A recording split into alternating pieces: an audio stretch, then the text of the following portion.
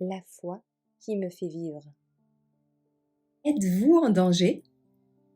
Le 13 novembre. Attention au piège. Qui parmi vous craint l'Éternel? Qui obéit à la voix de son serviteur? Qui marche dans les ténèbres et n'a pas la lumière? Qu'il se confie dans le nom de l'Éternel et qu'il s'appuie sur son Dieu. Ésaïe 50, verset 10. Il y a beaucoup de jeunes qui marchent dans les ténèbres et qui n'ont pas de lumière. La main du Seigneur a été tendue dans la plus tendre compassion et l'amour. Mais ils ne se soucient pas de lui faire confiance. Ils veulent se sentir pleinement capables de concevoir et de planifier pour eux-mêmes. Le Seigneur trace la voie qu'il veut leur faire suivre. Il leur a prêté des talents pour qu'ils soient utilisés pour sa gloire, pour qu'ils fassent un certain travail pour le Maître. Mais Satan dit: je vais contrecarrer l'ordre du Christ. Je trouverai une autre ligne de travail pour des cerveaux actifs et des mains occupées afin qu'ils me servent.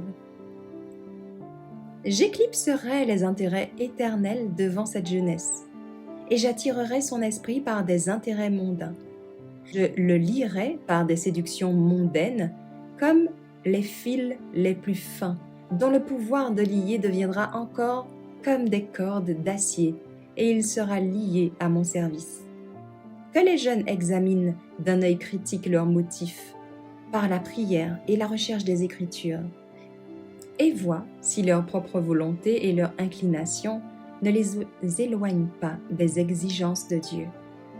Jeunes gens et jeunes filles, demandez-vous dans vos relations d'affaires: suis-je là où Dieu voudrait que je sois? Suis-je dans la ligne de mon devoir? La bénédiction de Dieu sera sur ceux qui sont exactement là où les plans de Dieu voudraient qu'ils soient. Le Seigneur vous a-t-il donné la lumière qu'il vous demande de faire un certain travail? Si c'est le cas, il n'est pas prudent pour vous de désobéir. Réfléchissez sérieusement de votre côté. Demandez-vous: suis-je en train de servir mon Maître, Jésus-Christ? Ou suis-je en train de me faire plaisir à moi-même et de ne pas faire plaisir à Dieu et de ne pas faire honneur à son saint nom? Voulez-vous changer cet ordre des choses sans tarder? Veux-tu choisir de servir Dieu? Alors, Jésus vous invite à croire. Saisissez la main de la puissance infinie. La foi grandit par l'exercice. Nourrissez-vous des promesses. Contentez-vous de vous appuyer sur la simple promesse de la parole de Dieu. N'attendez pas plus longtemps dans l'incrédulité, car vous risquez de perdre vos âmes.